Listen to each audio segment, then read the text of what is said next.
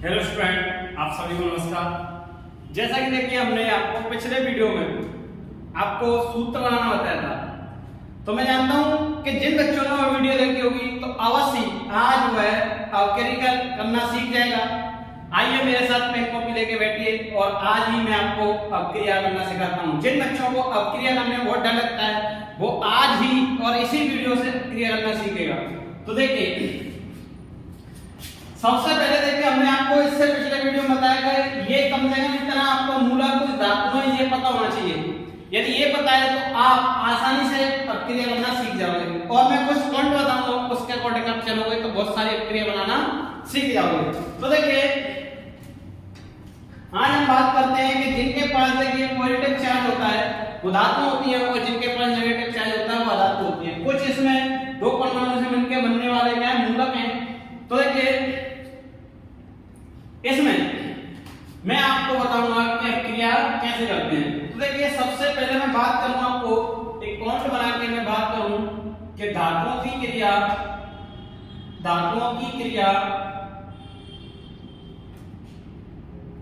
अधातुओं से।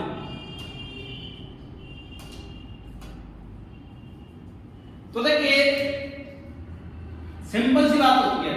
सबसे पहले हम बात करें कि रासायनिक अवक्रिया क्या होती है। रासायनिक अवक्रिया क्या होती है, तो देखिए सिंपल सी बात है। क्या है? सिंपल सी बात है। जैसे कि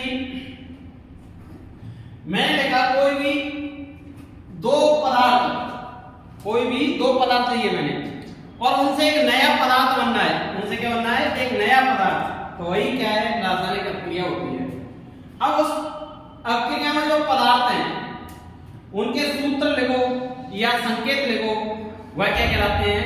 रासायनिक समीकरण कहलाते हैं। तो रासायनिक समीकरण बनाना आज हम सीखेंगे बहुत ही मजेदार तरीकों से और आसानी से उनको हम कर पाएंगे। जो भी डर है हम उसको आज खत्म कर देंगे। तो देखिए पहला पॉइंट बनाया हमने धातु की क्रिया पदार्थों से। तो देखिए जैसे मैंने लिया कि Na की क्रिया करनी है हमें किससे? क्लोरीन से, Cl2 से। मैं लिया कि Na की क्रिया में हमें किससे करनी है? Cl2 से। एक और लिखा मैं लिखा Ca की क्रिया किससे करनी है हमें? N2 से। तो देखिए बहुत ही सिंपल सा खेल है। तो देखिए ये हमने आपको कुछ अवक्रिया दी, इनको हमें क्या करना है? करना है। मैंने कहा Ca+O2, मैंने कहा Na+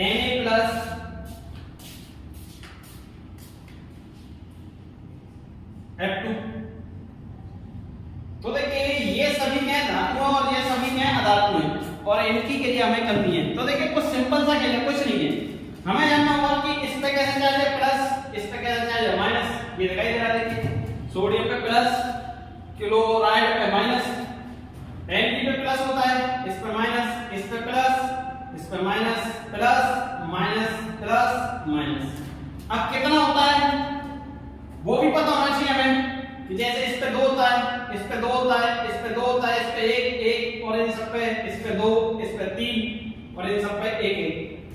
इतना पता चल गया तो हम आसानी से क्रिया कर लेंगे। तो देखिए क्या होता है कि Na क्रिया करेगा हमेशा प्लस वाला माइनस से क्रिया करेगा। तो Na ने क्रिया करी किससे? Cl से। अब आप कह रहे हो Cl2 से, Cl2 से नहीं, केवल Cl परमाणु से। दो तो इसकी संख्या है, दो क्या इसकी संख्या है। तो Na ने Cl से क्रिया करी। अब सूत्र जैसे आपने बनाए थे कि आपने क्या किया था कि Na और Cl का जो सूत्र बनाया तो NaCl बना। वो कैसे बना? क्योंकि इस पे एक चार्ज है, इस पे भी एक है, कैसे गुणा करोगे तो क्या आएगा? यही आएगा। तो इस प्रकार ये अवक्रिया कंप्लीट होती है, क्या बनता है? NaCl। अब NaCl तो बन गया, ये हमारा समीकरण प्राप्त हो गया। अब इस समीकरण को क्या करना है? हमें संतुलित करना है। क्या करना है? संतुलित करना है। पेन कॉपी लेके बैठिए, आज ही आप समीकरण करना सीख जाओगे। तो देखिए यहां पर जब संतुलित करने की बात आती है तो हम क्या करते हैं? सभी परमाणुओं को देखते हैं। यहाँ Na कितने? 1, यहाँ Na कितने? 1, यहाँ Cl कितने? 1, यहाँ Cl कितने? 2। तो यहाँ देखिए 2 Cl हैं। जब हम इनको बराबर करेंगे, संतुलित का मतलब होता है अभिक्रिया में जो अभिकारक होते हैं और उत्पाद होते हैं उसमें हर एक परमाणु समान होना चाहिए। तो यहाँ पर हमने दो दो Na ओके बैलेंस। अब देखिए यहाँ Cl 2 था लेकिन सूत्र में NaCl आया। हमें कभी-कभी क्या लगता है कि यहाँ 2 था लेकिन यहाँ एक ही कैसे? तो जो क्रिया होती है वो परमाणु की होती है, जो संख्या आती है वो आवेश की संख्या आती है क्रॉस गुणा करके। इतनी बात क्लियर। अब जैसे हम इन दोनों की क्रिया करें तो क्या बनेगा? MgCl क्रिया करने पर यही बनेगा, लेकिन सही सूत्र क्या होगा इसका? 2 इस पे चार्ज, इस पे 1 चार्ज कैसे गुणा किया तो 2 आ जाएगा। तो क्या होना? MgCl2। जिसको सूत्र बनाना आ गया उसको अब क्रिया करना आसानी से आ जाएगा। अब देखिए इसको बैलेंस करेंगे, 1 Mg 2Cl बराबर है। अब हमने आगे चले कि Ca ने क्रिया किससे की? N2 से, तो CaN क्या होना? CaN। अब Ca कितने हैं? Ca पे चार्ज 2 है और N पे चार्ज 3 है, फिर वही कैसे गुणा करें? 3 यहाँ 2 यहाँ, तो Ca3N2 क्या होना? Ca3N2। अब हम क्या करेंगे? इसको बैलेंस करेंगे, मतलब संतुलित करेंगे। तो देखिए यहाँ N कितने? 2, यहाँ कितने? 2, Ca कितने? 3, यहाँ कितने? 3 हो गया। तो देखिए यहाँ पर यदि आपको इनके ये चार्ज पता है, ये आपको मैटर पता है, तो आप कोई भी अपक्रिया कर सकते हो। अब देखिए Ca किससे क्रिया करेगा? O से, तो क्या बनेगा? CaO। अब Ca पे कितना चार्ज है? 2, O पे कितना चार्ज है? 2, 2 से 2 कट गया तो सूत्र क्या रहेगा? CO। अब समीकरण ये पूरा होता है, अब पूरा होने के बाद इसको संतुलित करते हैं। 2 परमाणु O के हैं तो 2 परमाणु O के हो गए। पूरे पदार्थ में गुणा करेंगे, ऐसा नहीं कि O में 2 परमाणु। अब देखिए हम इसको करेंगे तो Na पे प्लस चार्ज है, पे माइनस, तो क्या बनेगा? NaF। दोनों पे एक एक होता है तो क्रॉस इनटू करेंगे तो क्रॉस भी पड़ेगा। लेकिन जैसे ही हम इसको बैलेंस करेंगे, संतुलित करेंगे, तो हमें देखेंगे 2F है तो आगे 2 लगाएंगे, 2Na तो आगे 2 लगाएंगे। ऐसे इसमें देखिए इसमें 2 Ca है तो आगे 2 लगाएंगे, तभी ये बैलेंस होगा। अब देखिए मैं समझता हूं कि यहां से जो हमारे दिमाग में एक डाउट चलता है वो तो क्लियर हो गया होगा कि कभी 2 कभी 3 कभी 5 कैसे आ जाता है। तो वो क्या होता है? इनका आवेश होता है, इनका कैसे गुणा होता है। अभी यहाँ पर देखिए क्या है? धातु की क्रिया धातु से बहुत ही सिंपल रिएक्शन है, इसको आसानी से कर पा रहे हो आप, क्योंकि यहाँ पर एक परमाणु ये है, एक ही परमाणु ये है और आसानी से आपको ये बना। लेकिन अभी आप ऐसी भी अपक्रिया करता होगा कि 2 या 2 से अधिक पदार्थों से, तो ये भी हो रही है, लेकिन उस पदार्थ में भी 1 से अधिक पदार्थ होंगे, जो है 1 से अधिक परमाणु होंगे। तो देखिए मैं समझता हूँ कि पहला पॉइंट आपको समझना है होगा, तो इस प्रकार आप रिएक्शन कर सकते हो। अब देखिए दूसरा पॉइंट मैं बताता हूं आपको।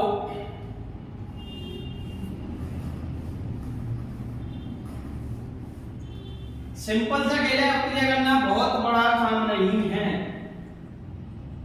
अपक्रिया करना ये इनके ऊपर डिपेंड करता है। जितना जल्दी आप इनको पकड़ लोगे उतना जल्दी अपक्रिया करना सीख जाओगे और अपने आप से धोखा दोगे। अगर आप इनको नहीं याद कर पा रहे हो तो अपने आप से धोखा दे देगा, बिना किए कुछ नहीं होगा।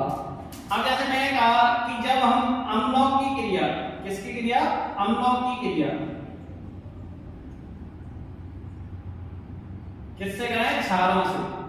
किससे करें? क्षारों से। तो क्या बनता है? लवण और जल प्राप्त होता है। क्या प्राप्त होता है? लवण और जल। अब देखिए लवण और जल प्राप्त होगा अम्लों की क्रिया जब हम क्षारों से करेंगे।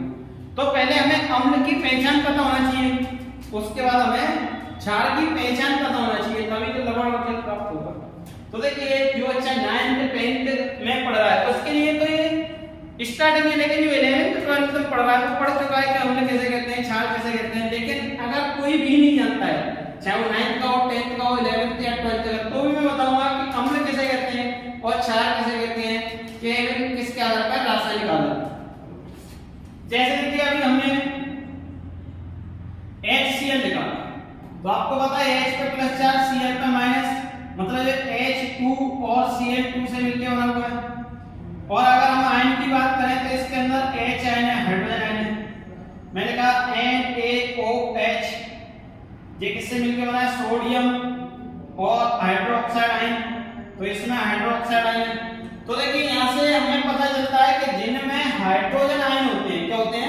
हाइड्रोजन आयन वो तो होते हैं अम्ल, हाइड्रोजन आयन जिनमें होते हैं वो क्या होते हैं अम्ल, और जिनमें होते हैं हाइड्रोक्साइड आयन वो क्या होते हैं क्षार। और जब हम इनकी क्रिया करेंगे तो यहां से हम पहचानेंगे कि कौन अम्ल है कौन क्षार है, तभी हम क्रिया कर पाएंगे। जैसे कि देखिए मैं एक एग्जांपल लेता हूं, मैंने इसी क्रिया को डाल दिया कि HCl क्रिया कर रहा है किससे, NaOH से, तब जाके बनेगा।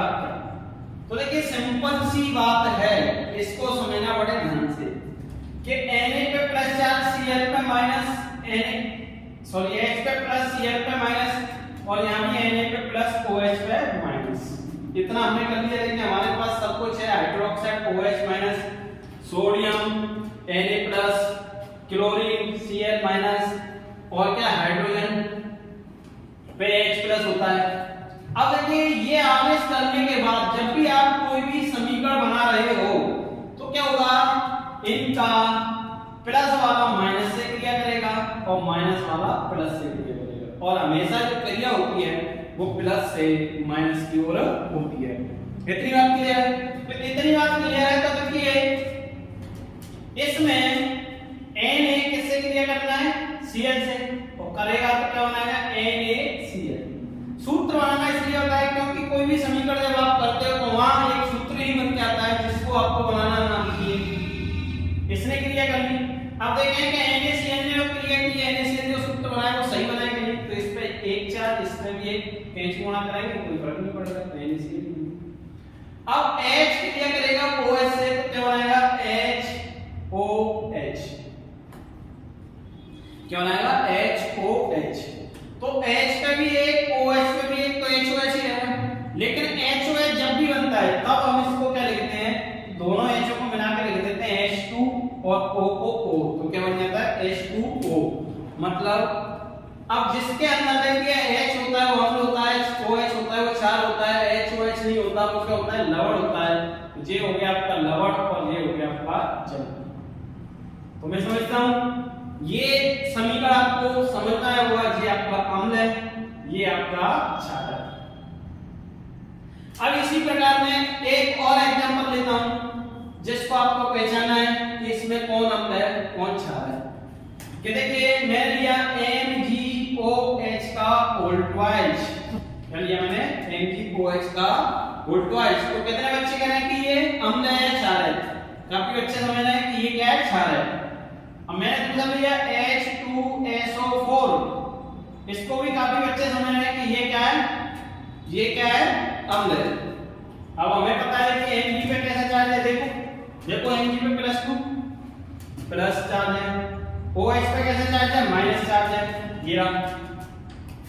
H पे प्लस चार्ज, SO4 पे माइनस चार्ज। अभी हम प्लस माइनस की बात कर रहे हैं, कितना है वो बात नहीं कर रहे, हमने देख लिया प्लस माइनस। अब इसके बाद वही काम करना है कि प्लस वाला माइनस से क्रिया करेगा और माइनस वाला प्लस से क्रिया करेगा। अब Mg किससे क्रिया कर रहा है, SO4 से, पूरे से MgSO4। अब दोनों पे चार्ज देखो, Mg पे कितना है देखो उधर 2, ये दिखाई दे रहा है 2, SO4 पे कितना है 2, तो दोनों का 2-2 चार्ज रखा और ये आपस में कट रहा है। और हमने आपको एक बात बता दी कि OH और H कितनी भी संख्या हो लेकिन हमेशा क्या बनेगा H2O। ये आपका समीकरण बनके तैयार हो गया। अभी देखिए हम साथ ही साथ इन समीकरणों को संतुलित करने की और कोशिश करते हैं। संतुलित करने की कोशिश करेंगे तो हम संतुलित करना सीख जाएंगे। तो देखिए यहाँ कितने हैं 1, यहाँ कितने 1 बराबर है, यहाँ Cl कितने 1, यहाँ Cl कितने 1 बराबर है, यहाँ H कितने देखिए 1 और 1 2, यहाँ 2, O कितना 1 तो 1। तो हमने क्या सीखा कि इधर अब समीकरण में ये होता है आपका अभिकारक और ये होता है आपका उत्पाद, इनमें परमाणु समान हैं तो समीकरण संतुलित है, समान नहीं है तो संतुलित नहीं है। अब संतुलित करना आवश्यक होता है, ये बताएंगे क्यों आवश्यक होता है। अभी हम क्या कर रहे हैं समीकरण सीख रहे हैं और उसके बाद समीकरण बनाने के बाद उसको संतुलित करना भी सीखेंगे। तो देखिए इस समय अगर हम चाहें तो संतुलित करने के लिए सबसे पहले हाइड्रोजन और ऑक्सीजन को छोड़कर अन्य परमाणुओं को पहले तोड़ो। अब जैसे हमने देखा यहाँ मैग्नीशियम कितना है 1, यहाँ मैग्नीशियम कितना है 1 बराबर है, यहाँ सल्फेट कितना है 1, यहाँ सल्फेट कितना है 1 बराबर है।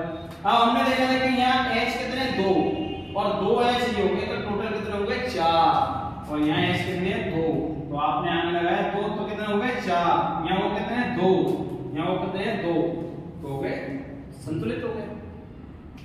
चलो एक और एग्जांपल लेके देखते हैं। हमने लिखा NiOH प्लस HNO3 नाइट्रिक अम्ल। अब देखिए यहाँ पर भी वही कहानी है। सबसे पहले आप आवेश पता करो प्लस माइनस।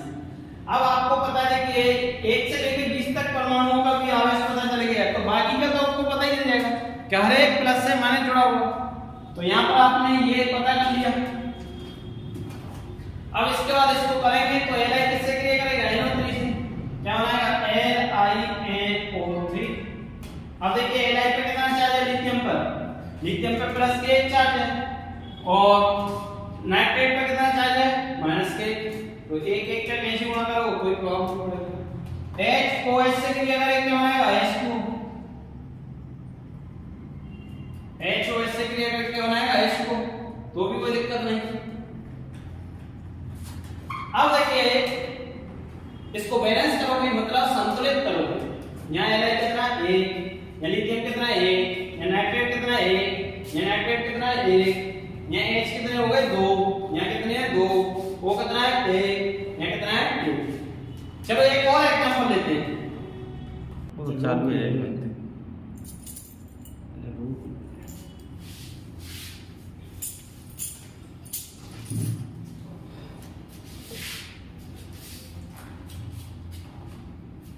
सही है। तो देखिए इसका और एक एग्जांपल लेते हैं उसके बाद देखते हैं। मैं लिखा AlOH का OH प्लस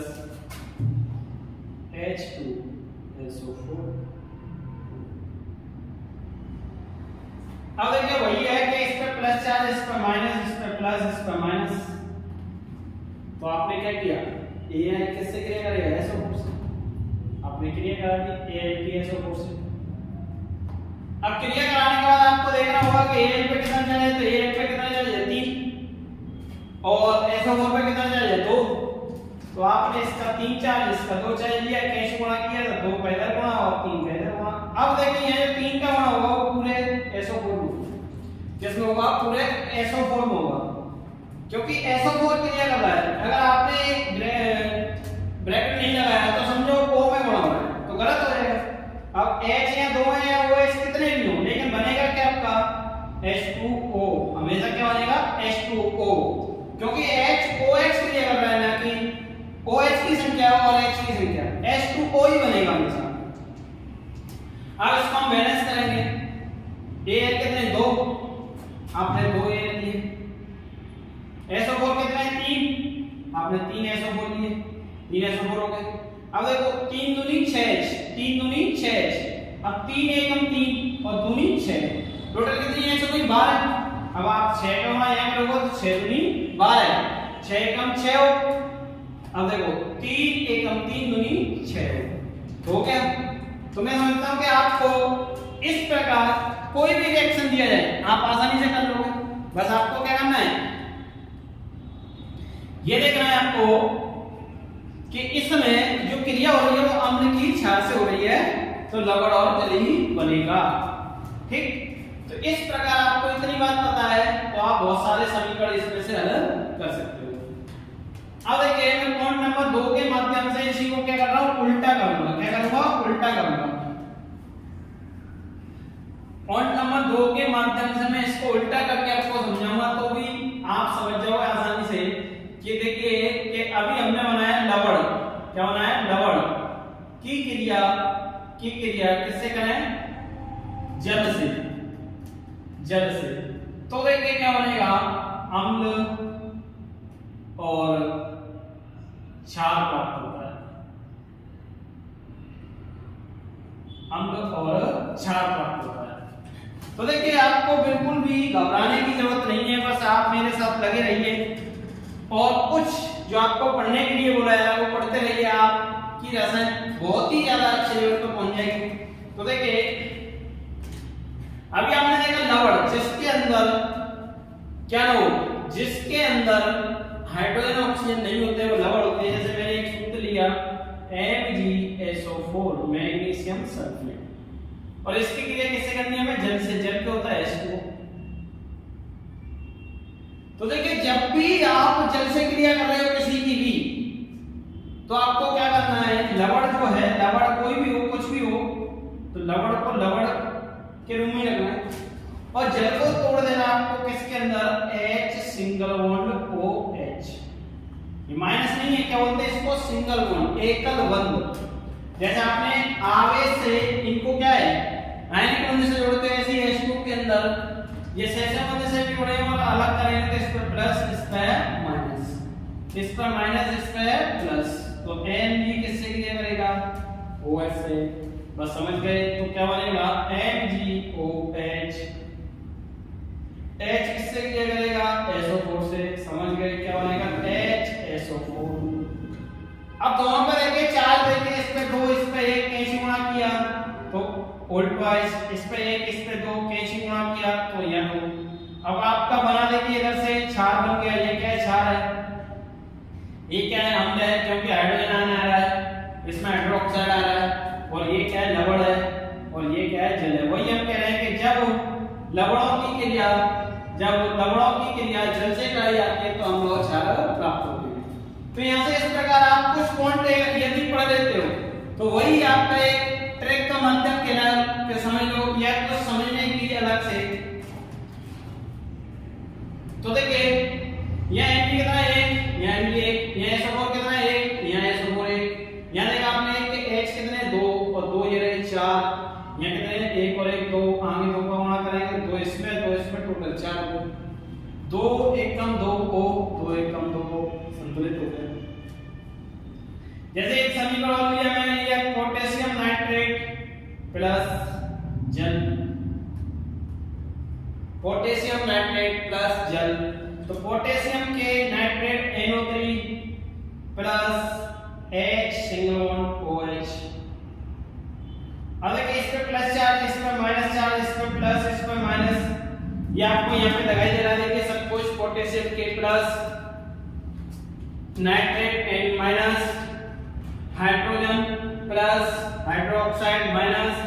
अब यहाँ से K किससे क्रिया करेगा, OH से, H किससे क्रिया करेगा, H किससे क्रिया करेगा, NO3 से। तो यहाँ से क्या बनेगा KOH, H NO3 से क्रिया करेगा, क्या बनेगा HNO3। इस पे भी एक चार्ज, इस पे भी एक, इस पे भी एक, इस पे भी एक, तो यही बनेगा। और ये क्या है, क्षार है, और ये क्या है, अम्ल है।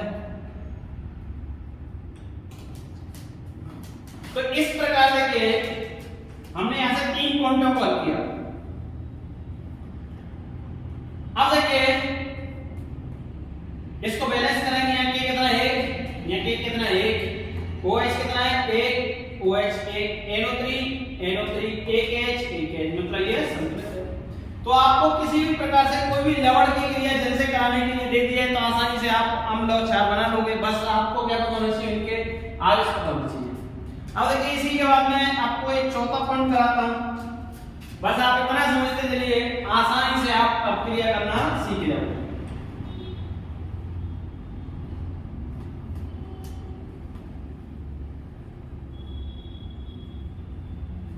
इसके बाद में आपको अभ्यास करने के लिए कुछ क्वेश्चन दूंगा, उनको आपको करना है और से। जैसे आप देखिए पॉइंट नंबर 4 हमने रखा कि जब अम्लों की क्रिया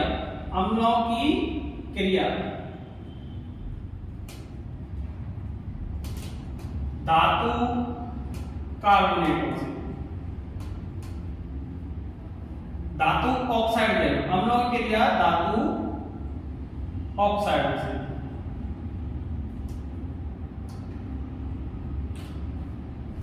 तो देखिए अम्लों की क्रिया धातु ऑक्साइडों से तो भी क्या बनता है, लवण बनता है, और क्या बनता है, जल बनता है। अम्ल आप जानते हो जिसके अंदर हाइड्रोजन हो वो अम्ल होता है। और धातु ऑक्साइड मतलब जो भी कोई भी धातु जैसे Na आपका ऑक्सीजन से क्रिया की है, Mg है ऑक्सीजन से क्रिया की है, K है ऑक्सीजन से क्रिया की है, Na है Na हो गया, Li है ऑक्सीजन से क्रिया की है, Ap है ऑक्सीजन से क्रिया की है।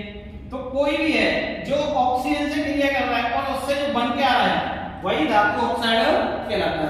अभी हमने पहला पॉइंट समझा कि धातु क्रिया अधात्मों में, तो अधात्मों में ये काम करता है। जैसे मैंने इसमें Na क्रिया O से कराई तो आप आसानी से कर लोगे NaO, इस पे 2 इस पे 1 तो Na2O, Mg क्रिया करेगा O से तो MgO, इस पे 2 इस पे 2 इस पे 2 इस पे 2 कट गया तो MgO, K क्रिया करेगा O से तो KO, इस पे 1 इस पे 1 सॉरी इस पे 2 तो यहाँ K2O। इसके बाद Li क्रिया करेगा O से तो देखिए इस पे 2 इस पे 1 तो Li2O, Ap क्रिया करेगा O से तो ApO। अब देखिए Ap पे 2 चार्ज होते हैं, या तो 2 से भी क्रिया या 3 से क्रिया। अगर 2 से क्रिया करेगा तो यही बनेगा और Ap 3 से क्रिया करेगा तो क्या बनाएगा, इस पे 2 इस पे 3 Ap2O3। तो ये सारे क्या है धातु ऑक्साइड, ये क्या है धातु ऑक्साइड। अब इन्हीं में से हम कोई उठाते हैं कि हम क्या करें कि धातु ऑक्साइडों की क्रिया किससे होनी चाहिए, अम्लों से। तो बनेगा लवण और जल। तो चेक करते हैं। हमने लिया एक एग्जांपल, मैंने लिया Na2O प्लस HCl। अभी देखा हमने HCl एक अम्ल है। अब हमने यहाँ पे देखा इस पे प्लस चार्ज, इस पे माइनस, इस पे प्लस, इस पे माइनस। बिल्कुल क्लियर है, ये वाली बात आपको क्लियर हो गई होगी अब तो देखिए चाहो तो आप इनका स्क्रीनशॉट लेके इनको अपनी एक कॉपी में उतार लो और आप आसानी से कर सकते हो, बस इनको पढ़ लो बस। Na क्रिया करेगा Cl से तो क्या बनेगा NaCl, और H क्रिया करेगा O से तो क्या बनाएगा HO, इस पे 2 इस पे 1 तो H2O। अब ऐसे OH क्रिया करे तो भी H2O, ऐसे O क्रिया करे तो भी H2O। ये बात ध्यान रखनी क्योंकि O पे 2 चार्ज होता है, इस पे O तो H2O तो भी बनने वाला है, और HOH है तो तब भी HOH बनता है जिसको हम लिखते हैं H2O। क्लियर है? तो हमने यहाँ पे देखा क्या देखा कि एक Na अगर हम बैलेंस करें तो यहाँ Na कितना है 1, यहाँ कितना है 2, पानी 2 लगाया, यहाँ Cl कितने 2 हो गए तो यहाँ 2 लगाया, 2Cl 2H 2H 1 को 1 को बैलेंस। तो कोई भी धातु ऑक्साइड ले लो आप और उसकी क्रिया किससे करा दो, अम्लों से। जैसे मैंने एक और एग्जांपल दिया आपको, मैं लिया MgO, ये क्या कहलाएगा धातु ऑक्साइड, धातु ऑक्साइड, ऑक्साइड ऑक्साइड। जब क्रिया करना O तो ऑक्साइड माइनस के 2 चार्ज से क्रिया करके बना हुआ है, मैग्नीशियम ऑक्साइड पड़ेगा इसको, तो ये हो गया धातु ऑक्साइड।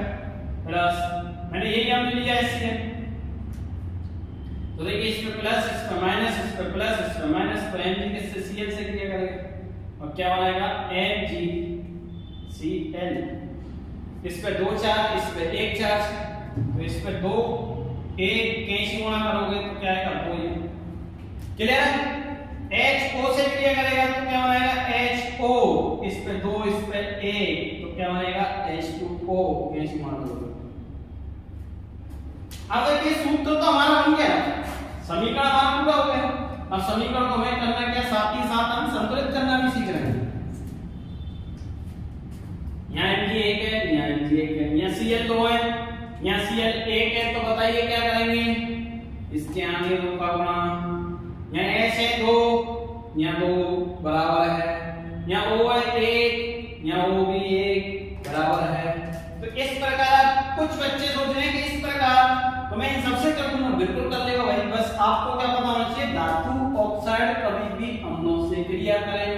बस आपको क्या करना है, जैसे मैंने लिखा CaO प्लस H2SO4, मैंने लिखा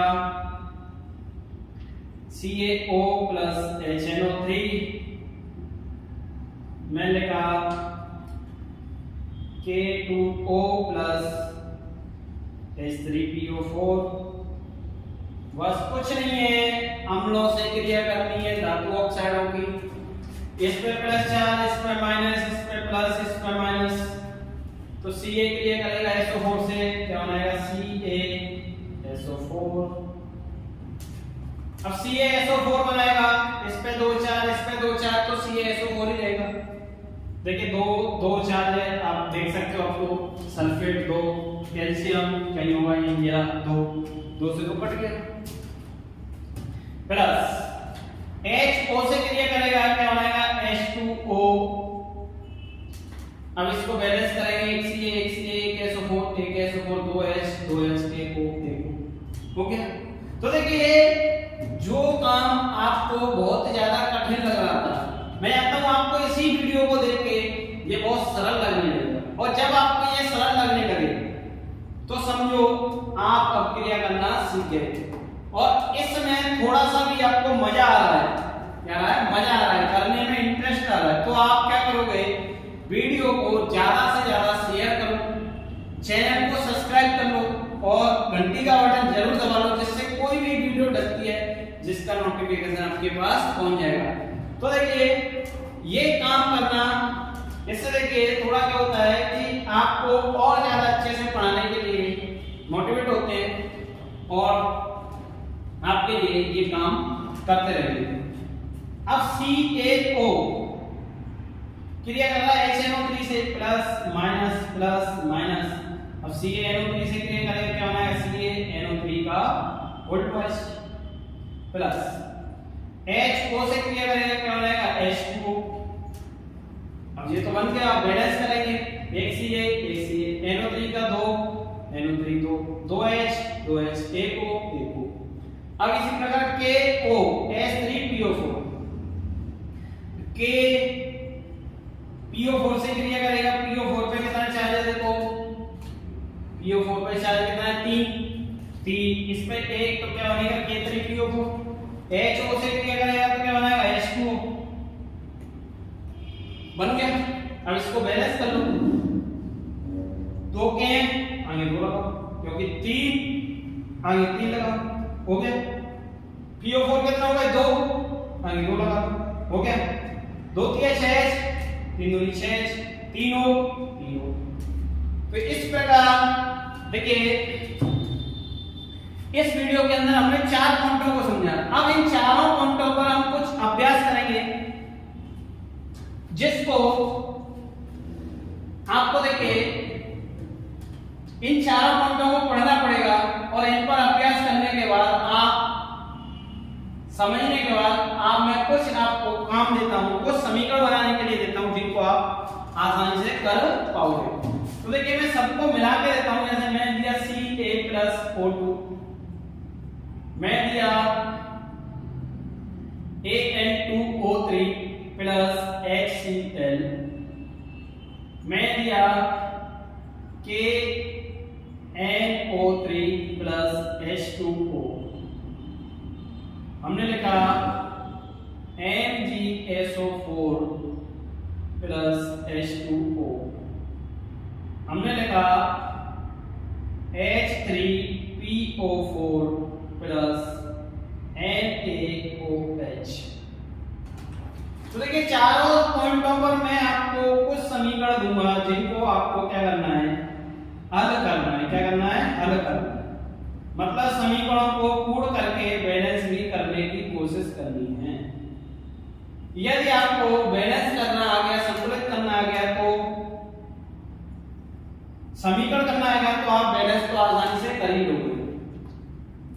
इसी प्रकार मैंने लिखा कि Na प्लस Cl2, मैं लिखा APO प्लस H2SO4, मैं लिखा CuO प्लस H2SO4, मैं लिखा Fe2O3 प्लस H2SO4। अब देखिए ये 10 समीकरण है, इनको हमें क्या करना है, पूर्ण करना है, और पूर्ण करने के बाद आपको कमेंट के माध्यम से बताना है कि आप पर समीकरण बनाना आया या नहीं आया। तो मिलते हैं हम अगली वीडियो में इसका सेकंड पार्ट लेकर के। तो इसलिए जिन बच्चों को थोड़ा भी समझ में आ रहा है तो आप लगे रहिए। मैं वादा करता हूं कि आपको बहुत अच्छे से रसायन आएगी। और ये रसायन आप जो बच्चा 9th का है, 9th लेवल से लेके 12th तक जाने वाली है, चाहे 9th का हो बच्चा, 10th का हो, 11th या 12th, सारी जो बोर्ड की क्लास है और 11th 12th को छोड़कर जितनी भी बोर्ड की क्लास है या 11th 12th है, सबके लिए पूरा सिलेबस कराया जाएगा। तो इसीलिए मैं आपसे कहता हूं कि आपको वीडियो में कुछ भी थोड़ा भी अच्छा लगता है तो आप वीडियो को शेयर करो, जिससे और भी बच्चों का थोड़ा अच्छा हो सके। और चैनल को सब्सक्राइब कर लो, वीडियो को लाइक करो।